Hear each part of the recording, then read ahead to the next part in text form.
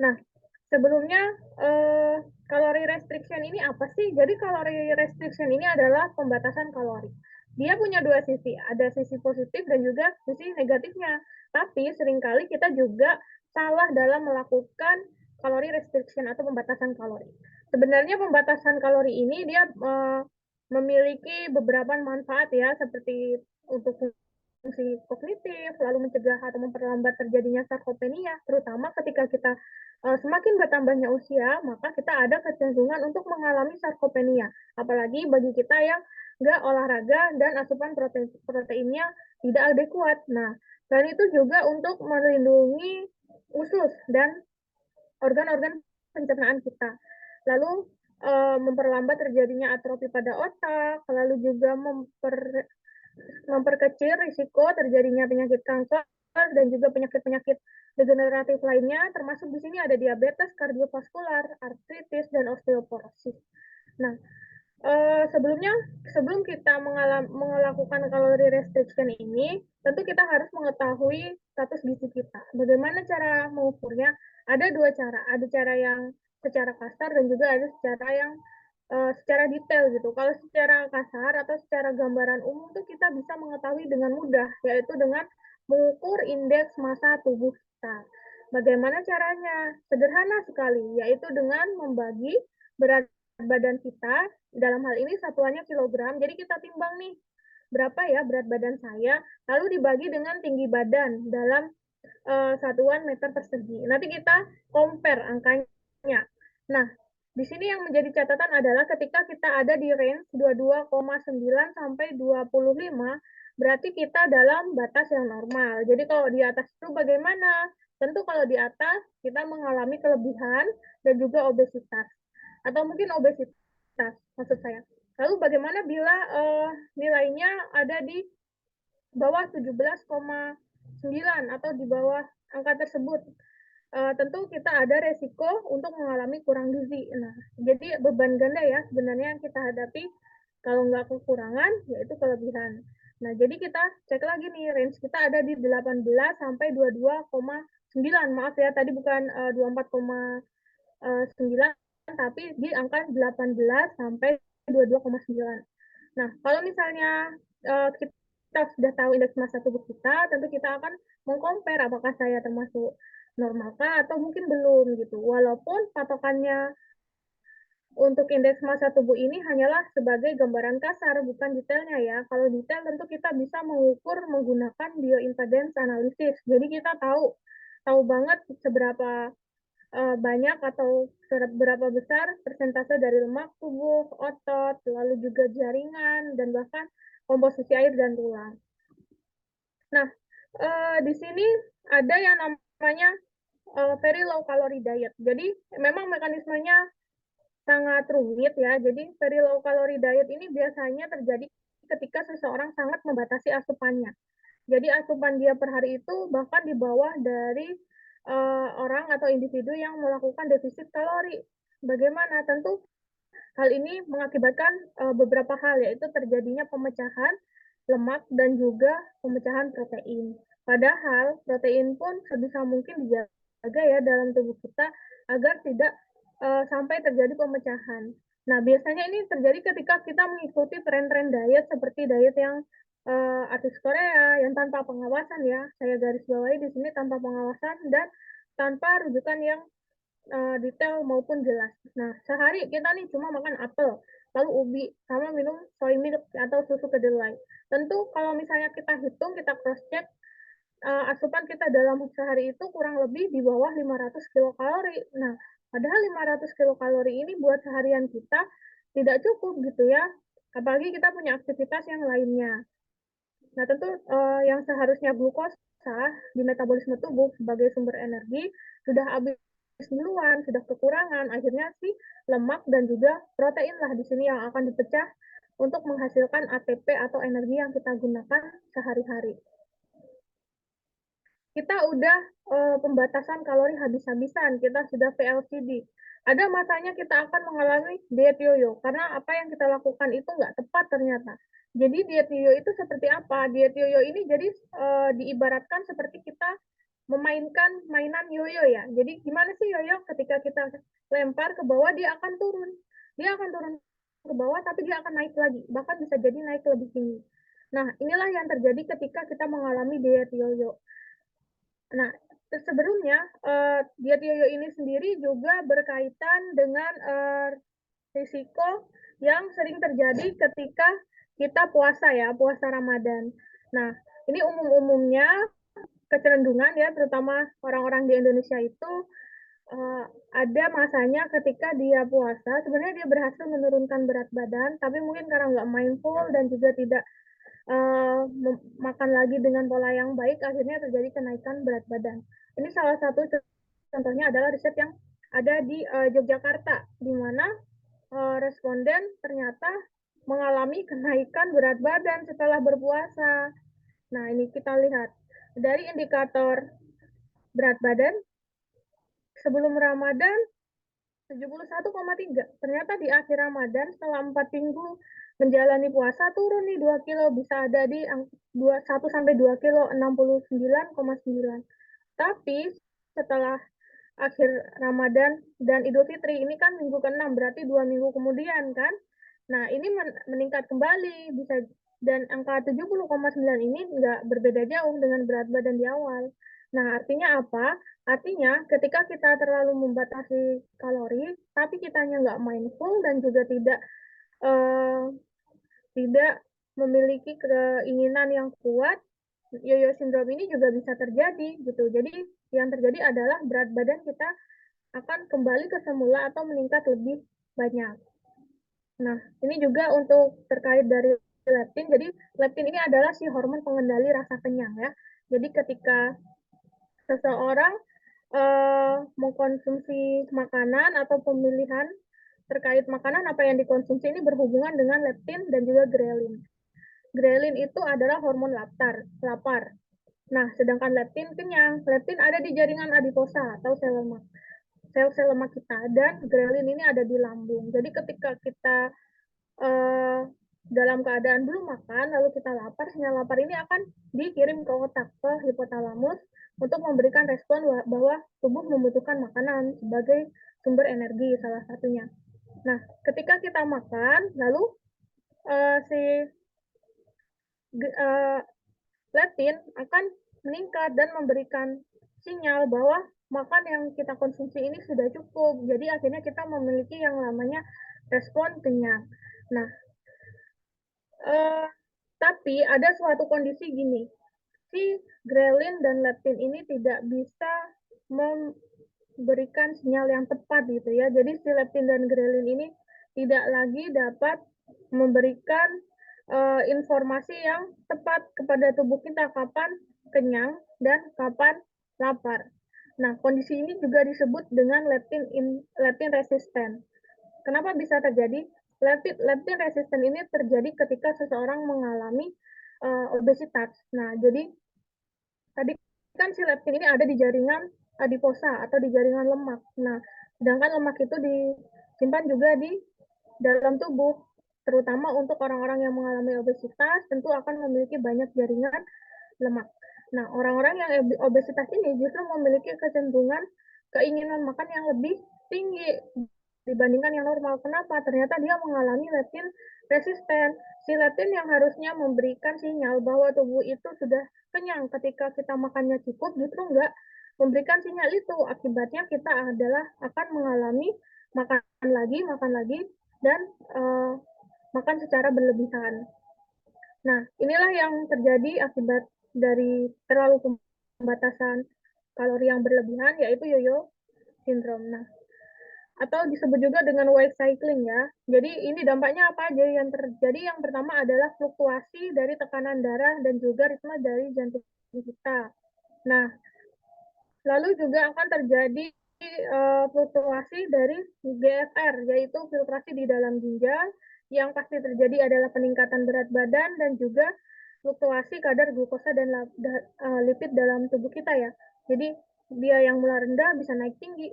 Nah, naik turun yang sering terjadi ini ternyata nggak bagus juga, karena pada akhirnya juga dia dapat meningkatkan risiko penyakit degeneratif seperti jantung, ginjal, dan juga diabetes mellitus. Nah, Ini adalah ragam penyebab dari yo-yo diet, yaitu yang pertama, kita dietnya ketat banget, yaitu kita makan di bawah BMR. Bagaimana cara mengetahui BMR tubuh kita? Nah, jadi untuk mengetahui BMR itu sebenarnya sangat mudah, yaitu mungkin kalau kita mau ngafalin rumusnya agak susah ya, tapi bisa teman-teman cek semua di explicit atau bisa mengecek dengan menghitung secara manual. Nah, lalu selanjutnya adalah tentu orang yang sedang strict diet ya, dan hanya fokus pada angka timbangan. Jadi ini jebakan sebenarnya ya. Kalau kita hanya fokus di angka, tapi kita tidak merubah pola makan, olahraga, dan habit kita, maka ini akan menjadi resiko kita untuk mengalami yo-yo diet. Lalu yang kedua, kita hanya mengikuti tren. Tren diet yang sedang hype untuk saat ini apa? Oh, karena ternyata ketika seseorang menjalani diet tersebut, dia memiliki body goals. Nah, ini terutama untuk kita perempuan yang memiliki keinginan ya untuk mengikuti mungkin idola kita atau mungkin orang-orang tertentu yang memiliki bentuk tubuh bagus. Jadi kita langsung ikut-ikutan.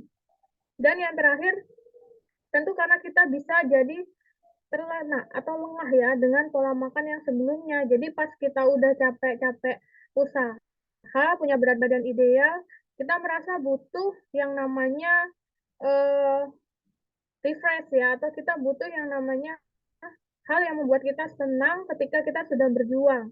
Nah, akhirnya kita apa? Makannya balas dendam. BB-nya udah ideal, tapi kita merasa udah puas, ya udah saya makannya balas dendam. Akhirnya berat badannya balik atau bahkan bisa lebih dari sebelumnya.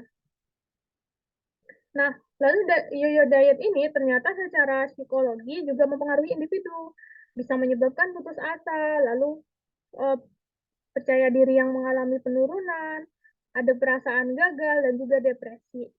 Nah, selanjutnya sebenarnya ketika kita defisit kalori, bisa nggak sih yo-yo diet ini diatasi? Bisa. Yang pertama kita harus tentukan fokus tujuan untuk jangka panjang. Jadi kita harus menemukan pola makan yang itu tidak hanya untuk waktu pendek atau hanya untuk tujuan sesaat atau tujuan yang ingin kita capai secara instan. Jadi kita harus memikirkan secara jangka panjang. Dan tentu kalau mikirnya jangka panjang harus berpengaruh terhadap pola hidup dan juga habit sehari-hari. Jadi pola itu bisa kita lakukan dengan senang tanpa ada keinginan untuk balas dendam dan craving di sesi makan yang akan datang. Nah, yang kedua, tentu kalau kita udah diet, kita nggak boleh asal-asalan. Kita juga nggak bisa atau jangan sampai terpengaruh oleh diet-diet tertentu yang menjaminkan hasil fantastis atau hasil yang instan, cepat. Misalnya seminggu turun 2 kilo gitu ya, seminggu turun 5 kilo, make sense nggak sih? Padahal dalam sebulan itu sebaiknya kita turunnya itu 0,5 sampai 1 kilo per minggu. Atau kalau di total per bulan itu 2 sampai 4 kilo aja. Nah, karena kalau misalnya kita awal-awal turunnya banyak, kita nggak boleh terlena. Kenapa? Bisa jadi yang turun adalah masa air dari tubuh kita. Karena kan individu atau manusia itu sendiri 80% terdiri dari air. Tentu ketika kita diet dan juga mungkin olahraga yang akan keluar duluan itu adalah air. Jadi belum tentu sel lemak atau komponen lemaknya yang dibakar. Yang ketiga, selalu memantau berat badan. Bila perlu cek komposisi tubuh. Walaupun kita nggak boleh berpatokan sama angka, tapi bukan berarti kita nggak memantau berat badan. Jadi kita tetap harus memantau berat badan kita, apakah ada penurunan ataupun juga ada peningkatan. Selain itu juga mungkin berat badan ini bukan jadi satu-satunya indikator yang dapat menentukan status gizi dan kesehatan kita. Jadi kita juga bisa cek lingkar perut, lingkar pinggang, dan bila memungkinkan adalah komposisi tubuh. Nah, ini adalah sedikit dari saya tips diet untuk jangka panjang. Yang pertama adalah tentukan target yang realistis, ya. Jadi targetnya itu nggak usah muluk-muluk dulu. Misalnya saya dalam sebulan pengen turun 10 kilo. Nah, tentu itu nggak realistis karena secara ilmiah sebenarnya kita itu bisa turun berat badan 0,5 sampai 1 kilogram per minggunya. Nah, selain itu juga batasi konsumsi makanan-makanan yang sebelumnya mungkin kurang sehat, tapi kita suka. Kayak apa? Tentu yang manis, asin, berlemak, itu pelan-pelan juga mulai dikurangi. Atau mungkin kita nggak bisa ya langsung dihilangkan ya dalam daftar konsumsi kita, maka kita bisa kurangi dari yang frekuensinya mungkin sebelumnya banyak, jadi lebih sedikit, misalnya hanya seminggu sekali. Yang kedua, aktif bergerak dan juga olahraga. Selain itu juga usahakan melakukan pekerjaan yang melibatkan aktivitas fisik, jadi tetap ada kalori yang terbakar. Yang ketiga, lakukan pembatasan terhadap makanan yang dikemas, yaitu makanan cepat saji juga, lalu soda, makanan manis, dan asin. Nah, makanan-makanan tersebut ini termasuk kategori ultra processed food. Jadi UPF ini adalah jenis makanan yang mengandung tinggi gula, garam, lemak, dan gluten. Jadi konsumsinya tidak bisa dilakukan dalam jumlah yang berlebihan setiap harinya. Jadi ini sebijak mungkin kita konsumsi ya. Boleh kita konsumsi, cuman kita harus tahu juga seberapa banyak dan seberapa seringnya. Lalu selanjutnya tips dari saya adalah memilih makanan yang diprosesnya lebih sehat, misalnya dikukus atau direbus, dan minim digoreng. Atau mungkin kita kalau lagi kangen goreng, sekarang teknologi juga sudah banyak memudahkan, bisa kita gunakan sedikit sekali minyak, lalu dimasukkan ke air fryer, itu jauh lebih sehat dibandingkan dengan menggunakan proses deep frying. Karena kan minyaknya akan terserap lebih banyak. Selanjutnya, perbanyak buah dan sayur, karena disinilah kita dapat memenuhi kebutuhan serat pangan, vitamin, mineral, dan juga antioksidan, sehingga tubuh kita juga akan menjadi fit ya. Respon inflamasi juga dapat ditingkatkan, jadi kita nggak gampang sakit. Apalagi di akhir-akhir tahun ini ya, kebetulan di sini lagi musim penghujan juga, jadi tubuh kita butuh tameng yang lebih kuat lagi, sistem imun yang lebih kuat. Dan yang terakhir, jangan lupa untuk konsumsi air putih 2-3 liter per harinya. Tentu untuk memenuhi kebutuhan cairan harian. Nah, ini ada perbandingan juga nih. Kita masih terkait dengan tips, yaitu kurangi kalori dari makanan. Jadi kalau misalnya kita mungkin sebelumnya belum punya informasi yang tepat, mari kita ubah dengan baik-baik ya. Nah, kita ngerasa kayak belum makan karena kita nggak makan nasi. Padahal kita udah pagi-pagi ini, terutama hari libur, udah makan beberapa makanan. Misalnya di sini, saya udah nyomot 1 bakwan, roti goreng 1, dan martabak manis bisa semalam beli buat malam mingguan 1. Nah, kita hitung kalorinya. Karena kalau misalnya kita timbang, tentu 3 makanan ini beratnya ya masih 150-an gram kan, tentu kayaknya kecil.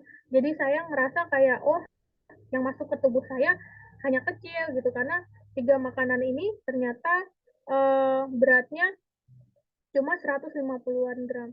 Tapi kita lihat, kita cek lagi, ketiga makanan ini ketika dijumlahkan memiliki kalori 835 kilokalori. Nah, beda ketika kita mengkonsumsi nasi putih. Nasi putih satu porsi sedang 200 gram, untuk gramasinya masih di bawah dari ketiga jajanan ini ya.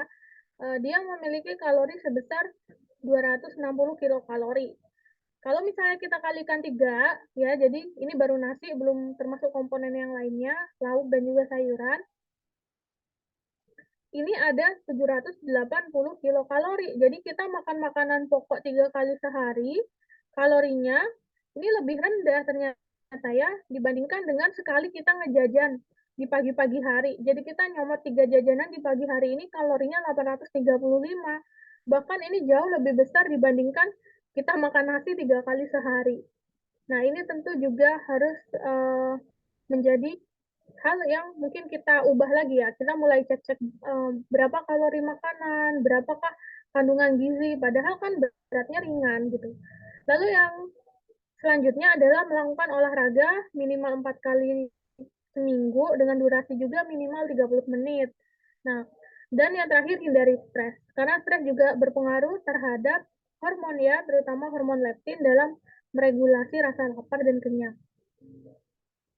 Ini ada catatan tambahan untuk kita semua, di mana kita harus berpikir secara logik juga. Kalau yang namanya diet itu dia hanya menurunkan berat badan 0,5 sampai 1 kg per minggunya. Ini diet yang sehat.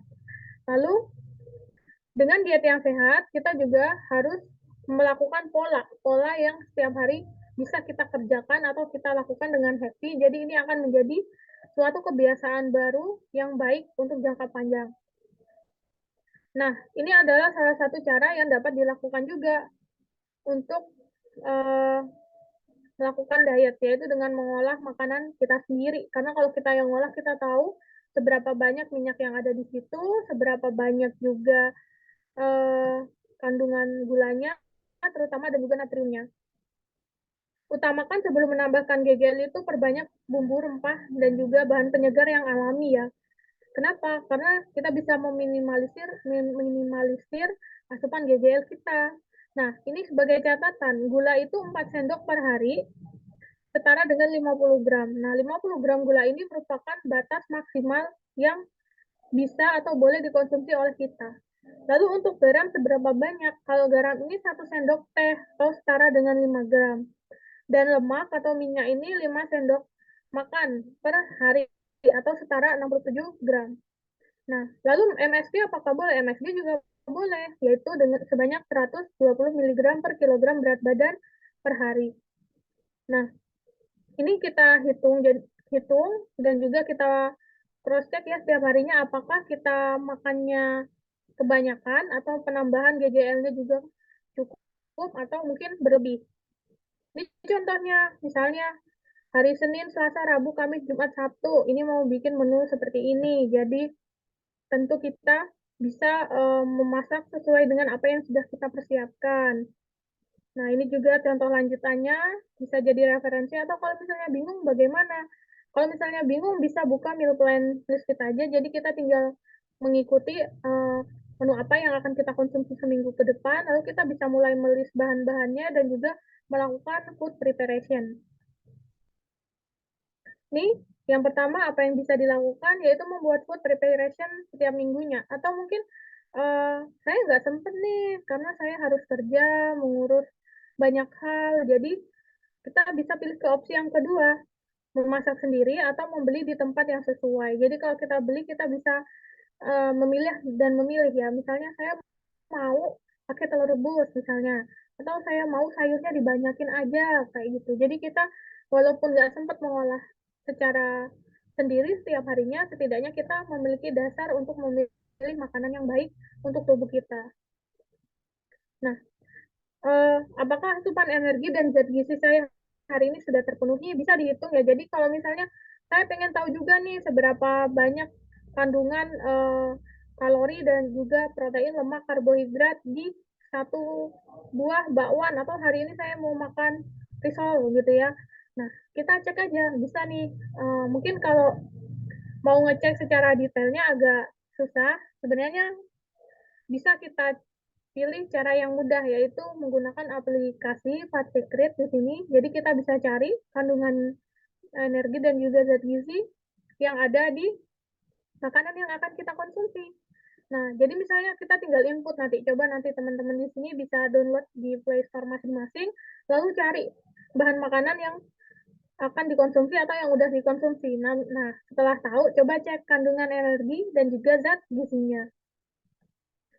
Lalu apa yang harus saya lakukan ketika saya mengalami overweight atau obesitas? Bisa dilakukan diet rendah energi. Jadi diet rendah energi ini dia membatasi asupan kalori, tapi ada di range 500. Nah, sebenarnya 500 ini udah maksimal ya dan nggak bisa dilakukan di awal-awal. Karena kalau misalnya awal-awal kita langsung membatasi 500 stok, tentu kita akan ngerasa lemes. Nah, ini yang harus dikoreksi lagi. Soalnya kalau misalnya kita terlalu membatasi di awal, takutnya kita nanti akan menurun ya performanya atau bahkan makannya lebih banyak lagi. Jadi bisa dimulai dulu nih 200, 300, 400, baru nanti 500 kalau misalnya kita udah beradaptasi. Nah, ini yang nggak kalah penting, membaca label pangan kemasan. Karena kan kita tiap hari juga nggak bisa di dijauhkan dari berbagai makanan-makanan kemasan kan. karena ini sudah ada nih di sekitar kita, apapun jenisnya. Nah, di sini ada yang namanya label nutrition fact. Nutrition fact ini ada yang namanya serving size atau takaran saji, lalu ada jumlah kalori per takaran sajinya berapa. Nah, ini juga ada zat gizi lainnya seperti lemak, kolesterol, sodium, dan juga gula. Dan juga ada persen daily value. Nah, persentase ini merupakan persentase kalori rata-rata orang Indonesia, yaitu 2000 kilokalori. Nah, kalori orang yang lagi fat loss mungkin lebih kecil, yaitu 1500 sampai 1700, atau mungkin yang lagi weight gain, lagi menyusui, bisa jadi di atas 2000 kilokalori, jadi memang menyesuaikan. Nah, di sini, ini kan bungkusnya besar. Nah, ini kalau misalnya takaran sajinya, serving size-nya itu 1 cup atau 226 gram. Memiliki kalori 250 dengan kalori dari lemaknya 110. Tapi di sini satu bungkus misalnya ada 500 gram makanannya. Nah, kita mikirnya satu cup ini satu bungkus, padahal belum, karena di kemasan depan itu selalu ada berat bersih atau neto ya di situ. Bisa jadi 500. Ternyata kita habisin semuanya. Apakah kalori yang masuk ke tubuh kita 250? Bukan, justru kalorinya adalah 2 kali lipatnya atau 2 kali takaran saji, yaitu 500. Lalu fatnya berapa? Fatnya 2 kali lipatnya. Kalau 2 kali lipatnya berarti di sini 24 gram. Gulanya juga 2 kali lipatnya. Nah, jadi kalau kita mau makan, kita lihat takaran saji, lalu netonya juga, dan kita bandingkan. Dari situ kita bisa mengetahui atau memilih makan seberapa banyak dan seberapa sering konsumsinya. Sehingga kita asupannya nggak berlebih juga. Oke, demikian yang saya sampaikan. Kurang lebihnya mohon maaf, saya kembalikan ke Kak Citra ya. Terima kasih. Iya, terima kasih banyak Coach Olive untuk materinya ya. Materinya ini lumayan membuka mata kita ya. Maksudnya sudah lengkap, jadi kita makin tercerahkan mengenai pembatasan kalori, diet, terus tadi juga sudah dibahas Yoyo Syndrome. Jangan sampai diet yang kita lakukan itu dampak sampingannya adalah Yoyo Syndrome gitu ya. Jadi cuman apa namanya turun drastis, tapi nanti naiknya juga lebih cepat gitu ya, dan tidak bisa dilakukan dengan jangka panjang. Jangan sampai seperti itu ya teman-teman. Oke, jika ada yang mau bertanya, boleh ya silakan drop pertanyaannya di kolom komentar, di kolom chat seperti Mbak Haira nih yang akan saya bacakan pertanyaannya. Teman-teman yang lain juga boleh. Kalau sulit untuk disampaikan di kolom chat, boleh nanti meng-unmute Zoom-nya masing-masing. Nanti kita akan bahas satu persatu ya pertanyaannya. Oke, saya akan bahas dulu pertanyaan dari Mbak Haira. Selamat siang Mbak Haira. Coach, izin bertanya ya, bagaimana menerapkan prinsip 80 sehat, 20% fancy? 80% versus 20% nih Coach. Dalam diet supaya diet tetap sehat dan tetap sehat untuk mental kita gitu ya. 20-nya itu sebanyak apa sih Coach dan batasannya sampai mana? Ini judulnya kayaknya membalancing asupan gitu ya. Dengan Iya, apa benar. yang sehat dan apa yang bikin kita yang menyenangkan kita gitu ya. Yang kedua, solusi pembatasan konsumsi untuk yang sedang muscle gain atau weight gain supaya yang bertambah beratnya itu otot yang baik, Coach, bukan lemak. Itu aja, Coach. Silakan. Oke, jadi gimana cara menempatkan 80 banding 20 ya? Tentu kita harus ada yang namanya cheat meal ya. Apalagi untuk kita yang belum terbiasa memiliki pola makan baik, tentu kita harus ada fase cheat meal-nya juga. Kalau misalnya kita nggak cheating, nah tentu kita takutnya nanti pas BB-nya udah ideal atau udah normal, kita malah makannya sembarangan lagi. Jadi usahakan misalnya kita punya 6 hari, 7 hari dalam seminggu nih ya. Perbandingannya bagaimana? Bisa cheating di weekend, hari Minggu. Jadi 6 hari ini kita makan sehat, satu harinya mungkin kita makan keluar. Nah, selain itu juga kita bisa memilih makanan yang mau kita konsumsi. Jadi kalau mungkin sebelumnya kita biasa konsumsi snack nih ya, snack terutama ya, snack kemasan yang ukurannya gede-gede tuh. Mungkin dari situ kita nggak bisa memanage dengan baik. Jadinya kita beli snack yang sama tapi ukurannya lebih kecil. Jadi kita pas ngemil, pas makan itu, oh cukup satu bungkus aja. Karena kalau satu bungkus kecil ini ditukar sama yang gede, kita kebiasaan, akhirnya apa kita konsumsinya yang bungkus gede itu sampai habis. Lalu hal yang paling penting untuk menerapkan 80 sehat sama 20 fancy atau makanan bebas ini juga mindful eating. Karena ketika kita mindful, kita melibatkan semua organ kita, rasa kita, maka kita punya keinginan untuk nggak makan berlebih atau nggak makan makan secara bebas gitu ya. Misalnya mau jajan sepuasnya kayak gitu. Nah, mindful eating ini sangat membantu terutama bagi kita yang mungkin mengalami kelebihan berat badan. Selain itu juga kalau misalnya kita mau mindful eating, kita harus jauhin semua distraksi yang ada di kita. Misalnya apa? Misalnya nonton, sambil nonton ini yang sering terjadi, ngemil sambil nonton. Kecuali ngemilnya sayuran atau buah, itu masih oke. Tapi kalau ngemilnya chips, keripik, coklat, kayak gitu, wah, itu jadi catatan sendiri juga ya. Bisa jadi asupannya nanti kebanyakan. Nah, yang kedua, bagaimana solusi untuk orang-orang yang mengonsumsi makanan ketika sedang muscle gain atau weight gain supaya yang bertambah beratnya itu otot yang naik, bukan lemaknya. Nah, untuk yang weight gain sama untuk yang muscle gain, tentu ini asupannya juga harus dipilih dengan baik. Nggak berarti kita pengen naikin berat badan, tapi kita makannya sembarangan gitu ya. Nah, kalau untuk yang muscle gain ini, tentu harus diimbangi juga dengan olahraga untuk membentuk otot ya. Jadi konsumsi yang paling penting adalah protein. Misalnya ketika kita kondisi biasa atau kita dalam kondisi orang-orang normal itu kebutuhan protein kita 0,8 sampai 1 gram per kilogram berat badan. Ketika kita olahraga beda lagi. Kebutuhan proteinnya naik jadi 1 sampai 1,2 gram per kilogram berat badan. Nah, ketika kita mau naikin massa otot, kebutuhan protein kita diiringi dengan olahraga strength training tentunya itu naik jadi 1,4 gram per kilogram berat badan. Jadi asupan yang paling penting adalah protein. Selain itu juga batasi yang berlemak. Karena kenapa? Yang naik nanti bukan massa ototnya, tapi massa lemaknya. Nah, ini kan nggak pengen juga kita. Jadi tentu harus dibatasi makanan-makanan yang berlemak. Selain itu juga yang tinggi gula dan juga natrium. Jadi ketiga ini dia sebenarnya saling berkesinambungan ya. Misalnya ada orang nggak suka makan makanan berlemak, tapi dia suka banget makanan natrium gitu ya. Ternyata natrium ini juga bisa mengikat lemak agar dia lebih banyak di dalam tubuh kita. Makanya kenapa GGL ya, GGL ini tetap harus dibatasi. Mungkin itu yang bisa saya sampaikan, Kak Citra. Oke, baik. Coach, jadi tolong ya dikoreksi ya kalau aku mau menyederhanakan sedikit gitu ya dari pengurangan kalori ini.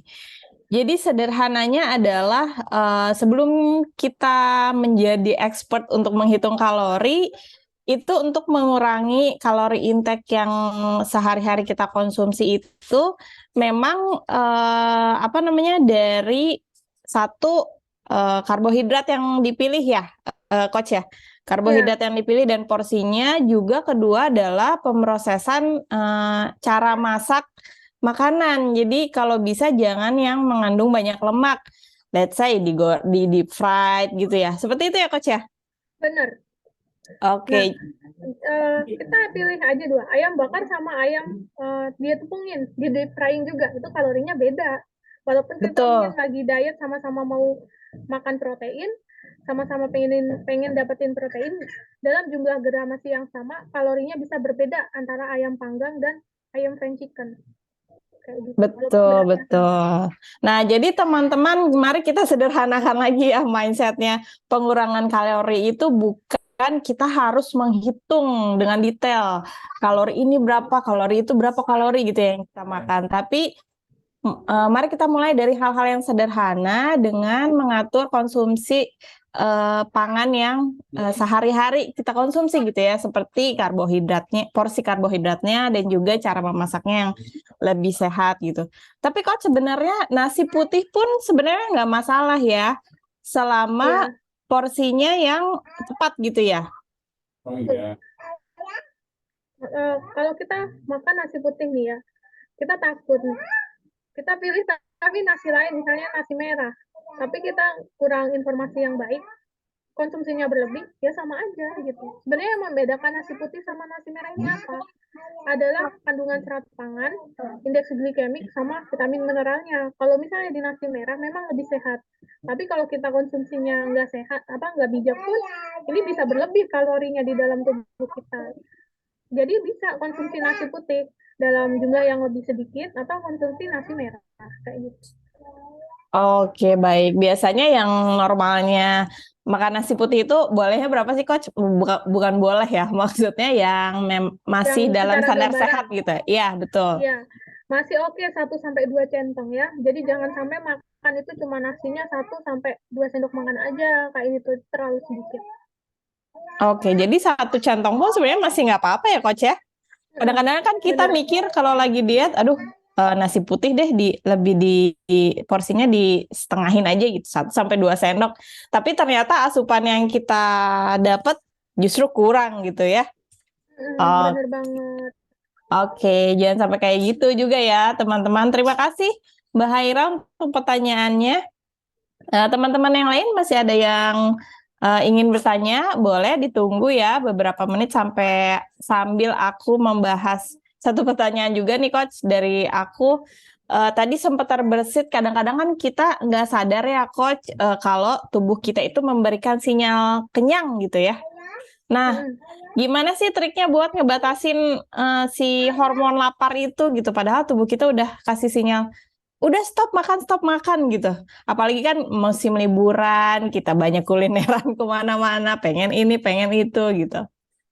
Oke, jadi gimana caranya? Yang pertama kita banyakin buah sayur. Jadi kalau misalnya kita di awal udah punya asupan serat yang memadai, tentu kita buat craving itu nggak ada ya. Nah, yang kedua harus balik lagi ke yang namanya mindful eating. Jadi kalau kita udah mindful, kita mau jajan, oh kita masih keinget gitu ya. Mungkin bisa jadi salah satu referensi juga, kita kan sekarang mudah ya kalau untuk mengakses kandungan gizi dari makanan, kita bisa bawa handphone lalu membuka aplikasi nih. Misalnya kita lagi beli martabak 1 loyang, lalu kita cek nih satu potongnya berapa ya. Bahkan kita bisa uh, tahu misalnya berapa gram makanan yang kita konsumsi, berapa kandungan gizinya. Nggak hanya gramasi, tapi juga estimasi. Jadi kalau misalnya kita nggak mungkin nimbang, ya udah satu potong. Pakai rata-rata orang Indonesia, nanti ketahuan. Nah, jadi kalau misalnya kita selalu ngecek, selalu baca, jadi kita itu buat makan lagi itu masih ada informasi. Jadi kita itu bisa membatasi diri gitu ya. Lebih Nggak, aware gitu ya. ya benar, nggak serta-merta 1 loyang yang kita pesan itu kita habisin sendiri. Jadi kita mungkin habisin, oh cukuplah 1 potong, 2 potong gitu. Oke, jadi memang kuncinya adalah pembatasan diri sendiri ya, teman-teman. Benar. Oke, ini ada pertanyaan dari Mbak Diah, Coach. Waktu menimbang BB yang tepat itu kapan ya? Pagi hari kah atau sebelum tidur? Silakan, Coach. Oke. Yang paling tepat pagi hari ya. Jadi bangun pagi lalu gunakan pakaian yang setipis mungkin. Nah, pagi hari itu berat badan kita, berat badan murni sebenarnya. Oh Kalau gitu. malam kan, iya. Kalau Kalau malam malam kan habis kita, mengkonsumsi banyak hal gitu ya. nah, betul. Oke, jadi pagi-pagi ya Mbak Diah ya, habis bangun tidur masih pakai daster yang tipis gitu kan, jadi Benar. nggak ngeberatin badan, langsung nimbang badan gitu ya. Oke deh teman-teman, kalau nggak pakai baju nggak apa-apa kan? Nggak apa-apa Mbak Diah, nggak apa-apa ya, justru nggak apa-apa karena tidak ada beban tambahan berarti ya di badan kita. Iya. Oke, terima kasih pertanyaannya Mbak Diah dan yang lain juga. Kalau sudah tidak ada pertanyaan lagi, terima kasih sudah menyimak. Jadi kalau boleh saya simpulkan poin-poin hari ini di sesi hebat hari ini, jika kita mau melakukan pembatasan kalori, nggak cuman membatasi kalori, tapi juga harus konsisten dan berkomitmen ya teman-teman, supaya tadi nggak sampai mengalami yo-yo syndrome. Jadi selain membatasi kalori, diimbangi juga dengan olahraga. Terus konsumsi pangan yang diproses dengan lebih sehat, perbanyak buah dan sayur, minum air mineral 2-3 liter per hari jangan lupa. Dan juga ini juga yang paling penting adalah menghindari stres ya, karena beberapa orang juga kan kalau lagi stres pasti larinya ke makanan, betul nggak? Nah, lalu juga teman-teman bisa menghindari efek dari yo-yo syndrome itu dengan mengukur target diet jangka panjang. Jadi fokusnya lebih ke pola hidup sehat yang menyenangkan gitu ya. Dan tidak melakukan diet yang asal-asalan juga teman-teman. Makanya kita di sini punya Coach Halif ya, yang bisa kita tanya-tanya mengenai nutrisi, diet yang baik seperti apa, asupan seperti apa yang lebih bijak gitu ya, dan macam-macam lagi. Dan juga pantau berat badan secara rutin, bila perlu komposisi tubuh juga. Kurang lebih seperti itu ya teman-teman. Nah, kalau sudah membiasakan diet atau membiasakan pola makan yang berkelanjutan, yang sehat gitu ya, dan dilakukan sudah menyenangkan, sudah menjadi kebutuhan sehari-hari, terus juga punya next target gitu ya, pengen ngebentuk tubuh ataupun nambahin massa otot yang fokus di beberapa bagian. Nah, teman-teman bisa nih di bulan Januari nanti bisa join program Body Shape-nya Lizfit, karena